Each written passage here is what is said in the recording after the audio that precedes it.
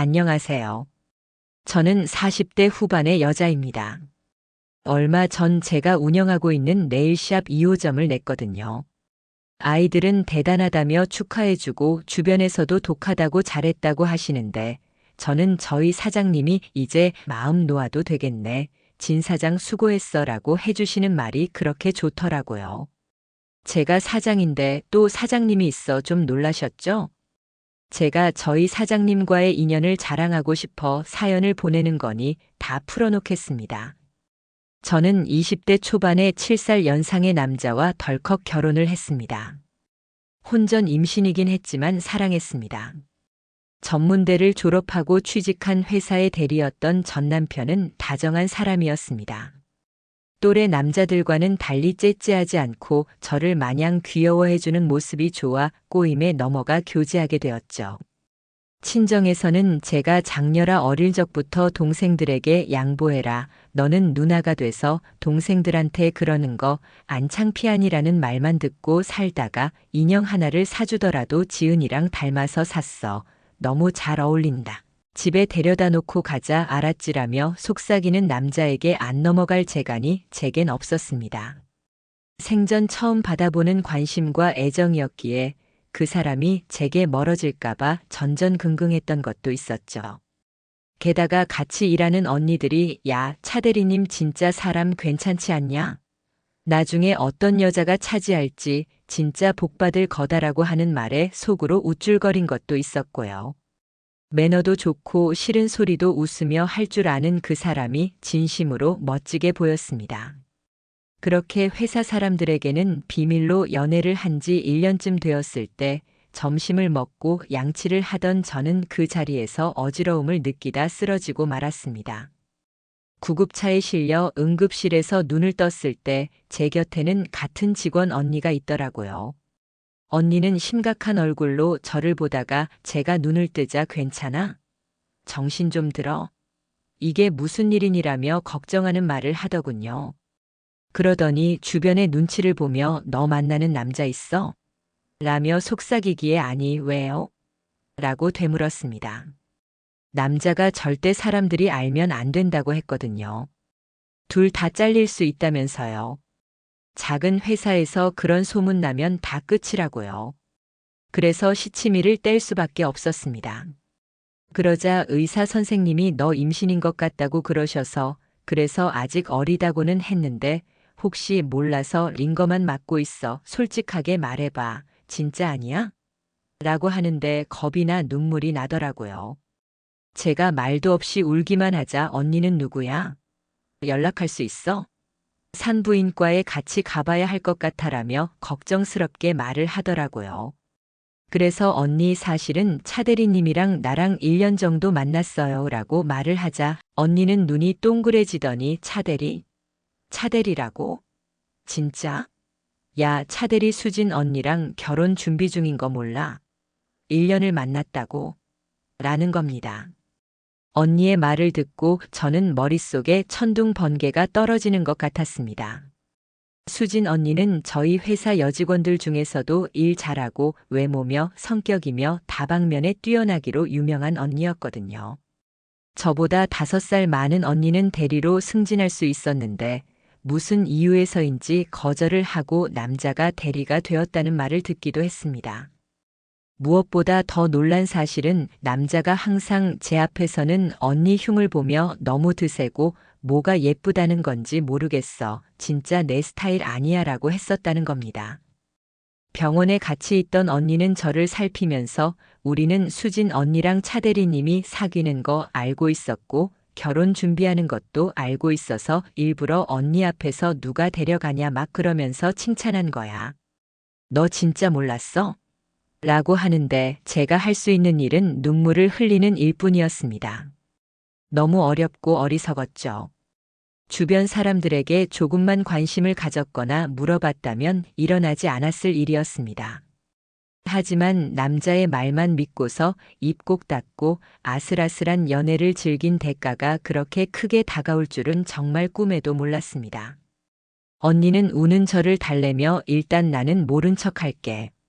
그런데 빨리 차대리님이랑 마무리 짓고 너도 생각해봐. 그 사람들 예식장 예약 다 했고 4개월 뒤에 식 올려. 나도 오래 비밀 지키기는 어려워. 너도 좋은 동생이지만 나 수진 언니랑 친한 거 알지라고 하더라고요. 그래서 고개를 끄덕이고 수납 후 응급실을 나왔습니다. 회사로 돌아와 일단 조퇴를 하고 집으로 돌아와 방에 누워 이리저리 생각을 하며 울고 있는데 엄마가 뭐 얼마나 아프길래 회사를 조퇴하고 와. 그러다 회사 잘리면 어쩌려고 그래. 자리 보전하고 밥벌이 노릇하는 건 너희 아버지 하나로 족하다. 너가 부지런히 벌어야 동생들 학교도 마무리하고 장가도 보내고 할 거 아니야? 언제까지 나만 뼈 빠지게 고생하니? 라며 잔소리를 하더라고요. 그래서 그렇다고 저에게 갑자기 위로를 할 엄마가 아니라는 걸 알았지만 그날은 엄마에게 따져보고 싶더라고요. 엄마가 조금만 다정했더라면, 아빠가 능력이 있었더라면, 내 것이 조금이라도 있었다면 내가 그 사람의 다정함에 그렇게 정신이 빠졌을까 싶어서요. 원망스럽더라고요. 저의 모든 환경이 제 자신이 싫고 그 사람이 미웠습니다. 그러고 있는데 삐삐가 울리더라고요. 짜증스러운 얼굴로 저를 보고 있는 엄마를 방 밖으로 밀어내고 방문을 닫고는 음성을 듣는데 그 사람이었습니다. 지은아, 오빠야. 현진이한테 이야기 들었어. 놀랐지? 나 원망해도 좋아. 하지만 그거 하나만 알아줄래? 오빠가 진짜 사랑하는 건 지은이라는 걸. 어쩌다 보니 수진 씨랑 결혼 이야기가 오고 간 건 사실이지만 나 그 결혼 안 할 거야. 지은이랑 우리 아기랑 같이 살 거야. 오빠가 다 정리할 테니까 조금만 기다려줄래? 그래서 말인데 일단 지은이가 회사를 그만두는 게 오빠가 정리하기가 좋을 것 같아. 내일 와서 사표를 내고 며칠 동안은 아무하고도 말도 하지 말고 오빠하고만 상의하자. 알았지? 우리 지은이. 오빠가 너무 보고 싶고 만나러 가고 싶은데 지금 오빠 상황이. 이해하지? 조금만 참자. 우리 사랑해. 여전히 다정한 그 사람의 목소리, 저는 그만 더 펑펑 울고 말았습니다. 그 사람의 진심이 담긴 음성이라는 생각에 들고 또 들으며 그 사람의 말대로 하겠다고 결심을 했죠. 적금을 깨고 저축해둔 돈을 합치면 당분간 엄마에게 생활비 주는 건 문제가 없을 것 같았습니다. 생활비만 꼬박꼬박 내면 엄마는 문제 삼지 않을 테니까요. 아침에 회사에 가는 것처럼 나와 어디선가 시간을 보냈다. 저녁에 집으로 돌아가면 될 일이었습니다. 다음날 출근해 남자의 말대로 사표를 쓰고 사람이 구해질 때까지만 일하겠다 했습니다. 소식을 들은 사람들이 무슨 일이냐며 아쉬워했지만 저와 아는 3사람은 아무 말이 없더군요. 남자와 수진 언니 그리고 병원에 같이 가준 현진 언니는 고개를 숙인 채 아무 말도 없었습니다. 그러더니 점심시간이 다가올 때쯤 수진 언니가 제 책상의 건너편 커피숍에서 얘기 좀 해라며 쪽지를 두고 가더라고요. 무슨 말일지 뻔했지만 직접 대면하려니 두렵더군요. 하지만 남자의 말을 믿고 힘을 얻기로 했습니다. 커피숍에 도착하니 수진 언니는 먼저 도착해 멍한 듯이 있더라고요. 제가 가까이 가자 왔어? 앉아 하더니 말없이 저를 가만히 보더라고요. 그러던 언니의 눈빛은 따뜻하면서도 차가운, 알 수 없는 기운이 있었습니다. 그래서 저도 모르게 죄송합니다라고 하는데 눈물이 나더라고요. 그러자 언니는 내가 왜 죄송하니? 그놈이 나쁜 놈이지. 나는 결혼 깰 거야. 그놈이랑 이야기해봤자 거짓말할 게 뻔하고 지은이 너한테 확인하고 싶었어. 그래야 내가 더 쉽게 정리가 될 것 같아서라고 하더라고요. 그런 언니의 말에 놀란 채로 언니를 보자 솔직히 너가 안 미우면 나도 사람 아니지. 그런데 나도 그놈 처음 만날 때 너 나이였어. 그땐 둘 다 신입이라 어리버리하면서 같이 욕먹고 같이 울다가 정이 들었지.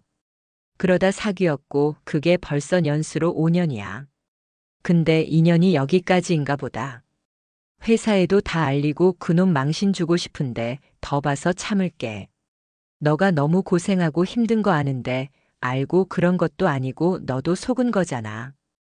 다행인 건지 느낌이 이상해서 식장만 예약하고 다른 거 아직 예약 안 했거든이라며 웃더라고요. 무슨 말을 해야 할지 몰라 어쩔 줄 몰라 하는 저를 언니는 보면서 억지로 웃으며 눈물을 닦더니 회사 그만두고 여행이나 좀 다녀오려고. 그래도 나 일 잘하기로 소문나서 다른 회사에서 오라는 데 많아. 그리고 현진 언니 입단속은 내가 해뒀으니까 너무 마음 쓰지는 말고. 그놈이랑 너가 앞으로 어떤 답을 찾을지 모르겠지만 나처럼 되기 전에 현명하게 생각해. 이건 진짜 너를 아끼는 마음에 하는 이야기야.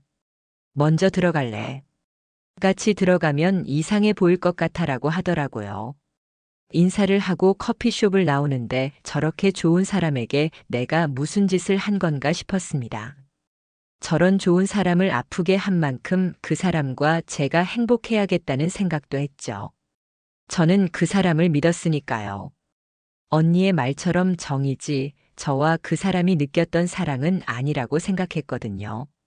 그날 저녁 회사에서 멀리 떨어진 호프집에서 만난 그 사람은 그런 제 생각을 읽기라도 하듯이 제 손을 꼭 잡더니 나 믿고 기다려줘서 고마워.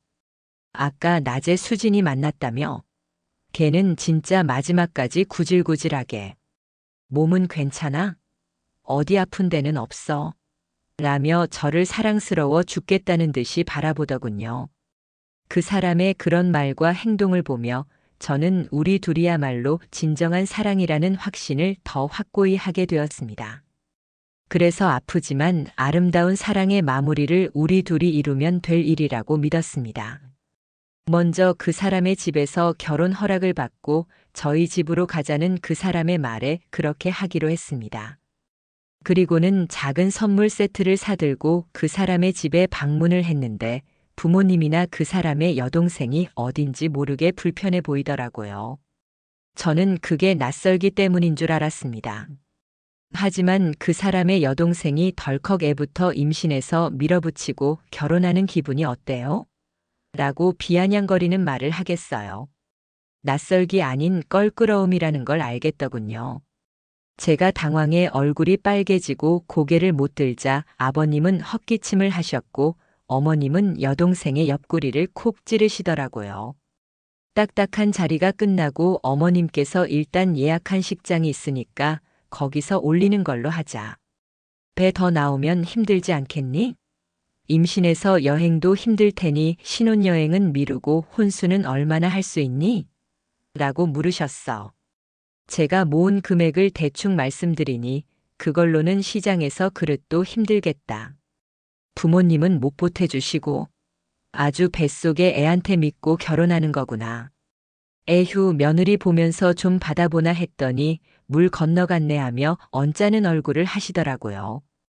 저는 더 불편해진 자리에서 허둥지둥 헤매고 있는데 그 사람은 고개를 숙이고 한숨을 쉴 뿐 도움을 주지 않더라고요. 하지만 앞으로 잘하면 예쁨 받고 아이와 그 사람과 행복하게 살 줄만 알았습니다. 자리가 마무리될 때쯤 어머님은 어차피 혼수할 돈도 부족한데 그냥 침대나 바꾸고 우리 아들 양복이랑 내 한복, 아버님 양복, 시누이 새 옷이나 하고 분가하지 말고 살자. 너도 애 낳고 혼자 키우기 힘들잖아.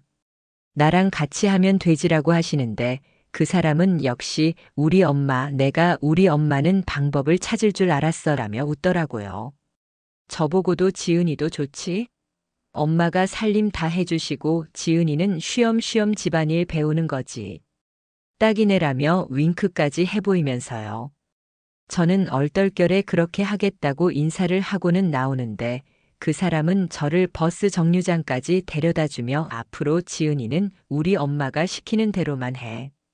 그럼 엄마도 금방 예뻐해 주실 거야. 아빠도 정이 많으시거든. 동생은 수진이랑 친하게 지내서 그러는 거니까 마음 쓰지 마. 걔도 곧 시집 가겠지라며 싱글벙글이었습니다. 저는 이게 무슨 일인가 싶었지만 당장에 엄마 아빠에게 임신 사실을 알리고 그 사람을 집으로 초대하는 게 더 큰 걱정이었습니다.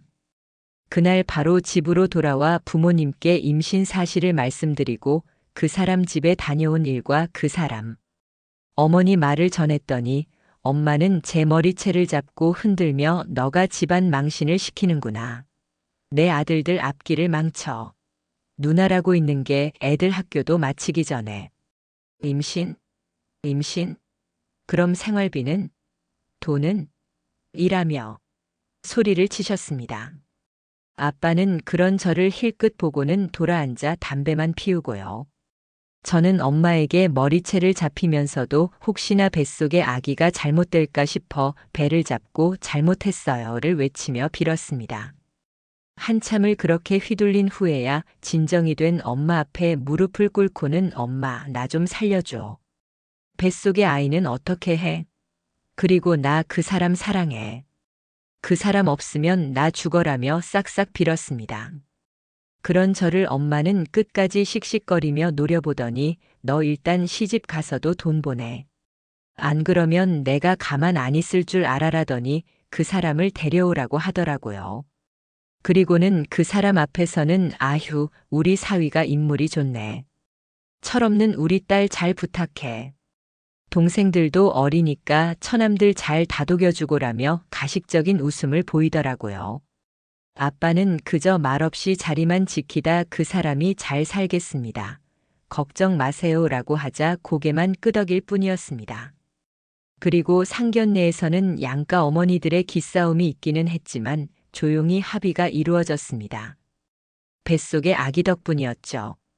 그렇게 상견례까지 마치고 나서야 저는 그 사람과 병원에 가 아이를 확인할 수 있었습니다. 아이는 건강했고 예정일은 결혼식 4개월 후라고 하시더군요. 남자는 제 배를 쓰다듬으며 아유, 우리 복덩이들, 내가 평생 행복하게 해줄게. 나만 믿어라고 하더군요. 저는 그 달콤한 말을 믿었습니다. 하지만 그 믿음은 오래가지 않아 깨지기 시작했습니다.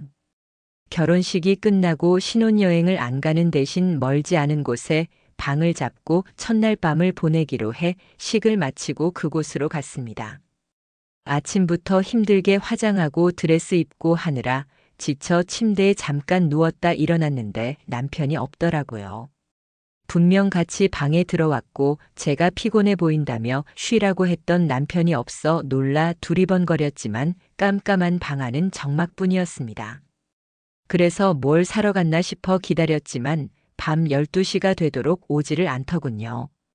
삐삐를 여러 차례 쳤지만 남편은 오지도 않고 연락도 없었습니다. 무슨 사고가 났나 싶어 다른 곳에 연락을 해보려 해도 할 데도 없고요. 회사에서도 남자 직원들은 왔지만 여직원들은 한 명도 오지 않았더라고요. 그렇다고 남자 직원들에게 연락을 하자니 괜히 눈치가 보이고요. 청첩장도 남편 혼자 돌려 남편의 친구들도 아는 사람이 없어 저는 기다리는 수밖에 없었습니다. 침대에 어떡하니 앉아 남편이 들어오길 기다렸습니다. 혹시나 사고가 났나 싶어 걱정도 됐지만 올 거라고 믿으며 기다리고 또 기다렸습니다. 그렇게 웅크리고 앉아 잠깐 졸고 있는데 방문을 두드리는 소리가 나더군요. 얼른 달려가 문을 열자 술에 잔뜩 취한 남편이 친구에게 엎인 것처럼 기대어서 있더라고요. 재수 씨 미안합니다. 여기 바에서 한잔했어요. 몇 호인지 겨우 알아내서 데리고 올라온 거예요. 너무 취해서 걷지도 못하네요 라며 제게 술 취한 남편을 던지듯 건네고는 가더라고요. 낑낑거리며 겨우 남편을 침대에 눕혔습니다. 그 순간 남편 입에서 믿지 못할 말들이 흘러나왔습니다. 수진아, 내가 미안해. 내가 미쳤나 봐. 나 한 번만 봐줘. 지은이 걔는 그냥 장난이야. 나는 너뿐이야. 너랑 결혼했어야 했는데라더니 어깨를 들썩이며 우는 겁니다. 온갖 생각이 다 들면서 이 사람이 지금 무슨 소리를 하는 건가 싶어 바라보다가 내가 속아서 결혼한 건가 싶어 정신이 없었습니다. 그러면서도 눈물은 나더군요. 그런데 그 순간 뱃속에서 아이가 꿈틀하고 움직이는 게 느껴지더군요. 아이의 첫 움직임을 느끼고 나니 저는 이 아이를 위해 제가 열심히 하면 될 것 같았습니다. 제가 노력하면 남편도 어머님도 아버님도 시누이도 저를 예뻐하고 위하며 살 것이라고 생각했습니다. 아이가 태어나면 아이도 예뻐 받을 것이고 그러면 엄마가 원하는 대로 돈도 조금은 붙여줄 수 있지 않을까 하는 생각도 했습니다. 그러면 다 해결된다고 나에게는 아이가 있다는 생각을 했습니다. 그래서 눈물을 멈추고 남편 옷을 벗겨주고 편하게 자게 해줬습니다. 그리고 저는 곁에 앉아 떠오르는 해를 보다가 샤워를 했습니다. 새로 태어나는 기분으로요. 수진 언니에게 미안한 만큼 잘 살자고 생각도 했습니다. 누가 뭐라고 해도 행복하자고 생각했습니다. 남편은 퇴실 시간이 되어서야 겨우 일어났습니다. 제대로 서지도 못하고 비틀거리면서 너희 집에는 혼자 다녀와. 난 도저히 못 가겠다. 근처 사우나 가서 씻고 해장하고 집에 가 있을 테니까. 가서 마지막으로 자고 내일 와. 장인 장모한테는 알아서 잘 이야기해 주고라면서 저를 두고 가더군요. 저는 남편의 뒷모습을 보며 어이가 없었지만 애써 괜찮다고 스스로를 달랬습니다. 그리고는 친정으로 갔죠. 도착해 보니 그래도 엄마가 사위 온다고 한 상 가득 차리긴 했더라고요. 혼자 들어서는 저를 보고는 왜 혼자야? 차 서방은? 이라며 묻기에 회사에 갑자기 일이 터져서 아침에 부랴부랴 갔어라며 웃었더니 이따가 오니? 라고 묻는 물음에는 언제 끝날지 몰라 끝나면 연락한다고 했어라고 답을 할 뿐이었습니다. 제 방은 이미 비워져 둘째 동생의 방이 되었고 남편이 왔다고 해도 묵을 방도 없었기에 오히려 잘 됐다고 생각이 들더군요. 남은 짐을 싸고 엄마가 준비한 이바지 떡을 들고는 갈게. 일 끝나고 오면 그래도 내가 있어야지라고 하고는 친정집에서 나와 택시를 타고 시댁으로 향했습니다. 남편은 아직 집에 도착하지 않았는지 어머님은 저를 보시고 놀라시더라고요. 그래서 오빠가 어제 술을 많이 마셔서 사우나 갔다가 집에 먼저 온다고 했는데 안 왔어요. 저도 그냥 일찍 왔어요 라며 머쓱하게 웃는데 어머님의 시선은 제 손에 들린 떡을 보시고 계시더라고요. 떡을 주방에 내려놓으며 엄마가 이바지 떡으로 준비하셨더라고요 하며 말을 하자 동네 떡집에서 맞춘 걸 이바지 음식이라고 들고 왔니? 아휴 진짜 어디까지 이해를 해야 하니 하시면서 인상을 쓰시더라고요. 제가 눈치를 보자 됐다. 그냥 담는 음식은 안 한다. 이런 거 받고 뭐까지 바란 건 아닐 거 아니니. 그나저나 애는 어디 갔게? 안 와? 너는 아무리 그래도 술 취한 애를 길바닥에 두고 온 거니? 라며 짜증을 내시더라고요. 그러자 시누이는 실실 웃으며 또 수진 언니네 같겠지. 언니랑 그렇게 헤어지고 생각나겠지라고 하더라고요. 떡을 먹는 그 얼굴이 그렇게 미울 수가 없었습니다. 그러면서 불안한 마음이 들더라고요. 간밤에 술주정도 떠오르고요. 남편은 밤이 늦도록 집으로 돌아오지 않았습니다. 그러더니 새벽이 돼서야 술에 취해 들어왔더라고요. 얼른 나가 남편을 방으로 데리고 들어가는데 남편은 수진아, 이제야 나 만나주는 거야? 고마워라더니 제가 수진 언니가 아닌 걸 알고는 수진이가 아니네. 수진이가 아니야라더니 엎드려 훌쩍거리며 우는 겁니다. 그리고는 제 삐삐가 울리더군요. 음성 메시지가 와 들어보니 지은아, 진짜 미안한데 차민석 다시는 못 나타나게 해줄래? 내가 어지간하면 너한테는 안 알리고 해결해 보려고 했는데 걔 완전히 미친 것 같아. 너도 힘들겠지만 걔 좀 잘 다독여봐. 부탁 좀 할게라는 수진 언니의 목소리가 들리더군요. 저는 마음속에서 치솟는 화를 어떻게 해야 할지 몰라 술에 취한 그 사람을 막 흔들기 시작했습니다. 오빠 일어나봐. 일어나. 이게 무슨 소리야? 수진 언니 찾아갔었어? 진짜야? 오빠. 라고 소리치며 남편을 흔들었지만 남편은 깨어나지 않았습니다.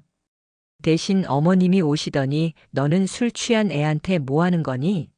식 올린 지 얼마나 됐다고 남편을 잡아라고 하기에 어머니, 오빠가 수진 언니한테라며 말을 하는데 어머님은 원래 남자는 첫사랑 못 잊는 거야. 그런 것도 생각 안 하고 결혼했니? 한동안 그러겠지. 마음이 여린 애니까. 수진이랑 헤어진 것도 얼마나 슬프겠니? 5년이나 만났는데. 수진이가 워낙 잘하기도 했으니 그 마음의 슬픔이 얼마나 크겠니? 너는 좀 기다리면 될걸. 그럴 때 남자 잡으면 더 엇나가는 거야. 잠자코 있어라더니 방으로 돌아가시더라고요. 그 순간 뱃속의 아이는 또 움직이더라고요. 그래서 아이를 위해 눈물을 닦았습니다.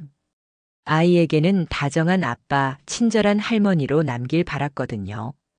저처럼 드세고 돈밖에 모르는 엄마, 말없이 무관심한 아빠 밑에서가 아니라 할머니도 있고 할아버지도 있는 시댁의 환경이 더 좋은 거라고 믿었으니까요.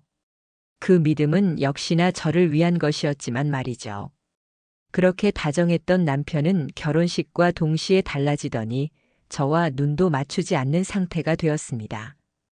그런 남편은 어머님과 시누이의 시집살이에서 저를 지켜줄 생각도 안 했죠. 불러오는 배를 붙들고 아침부터 저녁까지 집안 청소며 빨래, 각종 음식들을 해내느라 밤만 되면 피곤해 자는 저를 깨울 생각도 하지 않았죠. 그러면서 몇 번 더 수진 언니를 찾아갔다가 파출소에 끌려가 있는 걸 데리고 오기도 했습니다. 그러고서도 저에게 변명 한 번은 안 하더군요. 배는 점점 더 부르고 정신은 피폐해져 갔습니다. 분명 잘못된 걸 알았지만 저는 잘못됐다고 말을 할 수도 없었습니다. 그러는 와중에 엄마는 음성 메시지로 야 엄마한테 산후조리 받겠다고 하고 100만 원만 받아와. 막내가 학교에서 애를 때려서 합의금 줘야 해. 산후조리 준비하게 돈 좀 미리 달라고 해봐라고 하는 겁니다. 그 순간 저의 모든 화가 엄마에게로 향했습니다. 그래서 엄마에게 전화를 해 내가 왜 거기서 산후조리를 해? 나 여기서 할 거야. 여기가 내 집인데 거길 내가 왜 가? 그리고 앞으로 돈 이야기 나한테 하지 마. 내 가족들은 이제 다 여기 있으니까라고 하고는 엄마의 말도 듣지 않고 전화를 끊어버렸습니다. 그 후로도 엄마의 음성 메시지는 여러 차례 왔지만 듣지도 않고 삭제해버렸죠. 아이의 출산 예정일이 다가오는데도 남편은 매일 술을 마시고 들어왔습니다. 처음 보는 그런 남편의 모습에 실망도 많이 하고 원망도 됐지만 아이만 낳으면 마음이 달라질 거라고 믿으며 기다렸습니다. 그러면서 아이를 만나는 날도 손꼽아 기다렸죠. 초산이라 예정일보다 더딜 수 있다고 책에서 봤기에 가방을 싸두고는 느긋하게 마음을 먹고 있었습니다. 그런데 예정일을 일주일 앞두고 베란다 청소를 하는데 다리 사이로 뭔가가 팍 터지는 게 느껴지더군요. 아이 태어나기 전에 구석구석 청소해 놓으라는 어머님의 말에 청소를 하던 중이었기에 어머님, 저 양수가 터진 것 같아요. 청소를 하랬더니 더 어지르고 있네. 진짜 제대로 하는 게 없다. 나와 하더니 바닥에 묻은 피를 인상을 쓰고 보더라고요. 저는 이대로 있다간 병원도 못 가고 애를 낳겠다 싶어 싸놓은 가방을 들고 콜택시를 불렀습니다. 그런 저를 보며 민석이한테는 아이 낳거든 연락해라는데 정신사납게 하지 말고 하더니 가방을 들고 저보다 앞서 현관문을 나서더라고요. 그렇게 어머님과 병원에 도착해 분만실에 들어간 저는 진통 5시간 만에 아이를 낳았습니다. 예쁜 공주님이었죠. 어찌나 예쁜지 첫눈에 이 아이를 위해서라면 뭐든 하겠다고 결심했습니다. 어머님은 아이고 그렇게 시끌벅적하게 나와서 아들이라도 되는 줄 알았다라며 혀를 차고요. 뒤늦게 나타난 남편은 그래도 제 자식이라 예쁘긴 한지 너무 작다, 엄지공주 같아. 아빠를 좀 닮았나라며 웃더라고요. 그러더니 고생했어. 오빠가 그동안 마음을 좀 못 잡았지. 이제 좀 더 노력할게. 미안했다라고 하더군요.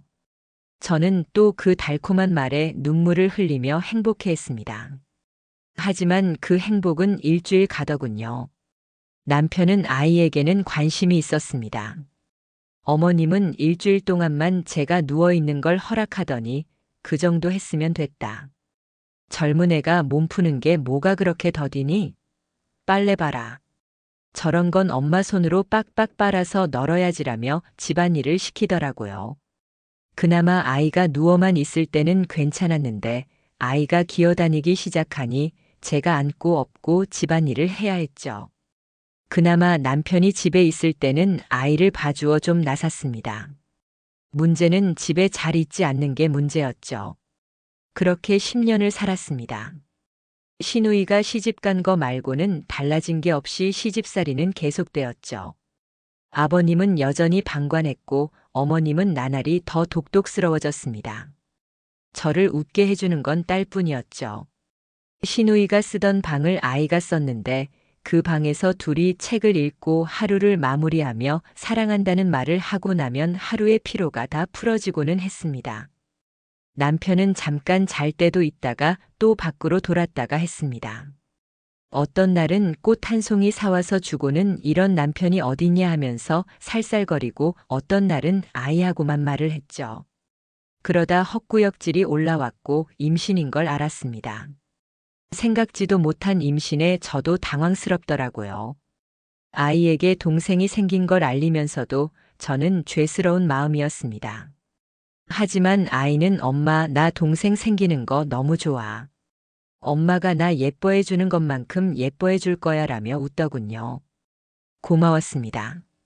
남편은 임신? 너 아직 그런 게 돼? 와, 나 좀 대단한데 라고 한 게 끝이었거든요. 어머님은 이번엔 아들이겠지? 우리 차씨 집안대 끊을 건 아니지라더라고요. 하지만 저는 우리 딸처럼 예쁜 딸 하나가 더 찾아오길 바랐습니다. 그럼 제 편이 하나 더 느는 거라 생각했거든요. 둘째 아이 임신 기간 동안 첫 아이 때와 크게 달라진 건 없었습니다. 친정에서는 여전히 돈 달라는 전화가 왔지만 저는 주지 않았고요. 아니, 정확히는 줄 돈이 없었죠. 10달이 흘러 아이는 태어났고 제가 바라던 딸이었습니다. 어머님은 너는 아들 하나 못 낳니? 하셨고 남편은 이번에는 아들이면 바랐는데 애참이라고 했지만 저는 좋았습니다. 딸은 엄마 편이니 제 편이 더 생긴 거니까요. 여전히 둘째를 안고 업고 집안일을 해야 했고 큰아이 학교 보내고 학원 보내고 하느라 정신이 없었지만 좋았습니다. 어쨌거나 아이들은 저처럼 없는 집 아이가 아니고 하고 싶은 거 하면서 살 수 있었으니까요. 하지만 둘째가 돌이 지나자 남편은 나 진짜 사랑하는 사람이 생겼어. 임신했대 아들이라더라. 이혼해. 파탄의 원인은 너가 아들을 못 낳아서야. 애들은 데려가도 좋아. 대신 위자료 같은 건 없어. 내가 받은 상처가 더 커라고 하더군요. 은진이 선이는 당신 자식 아니야? 아들. 지금 그게 말이 된다고 생각해?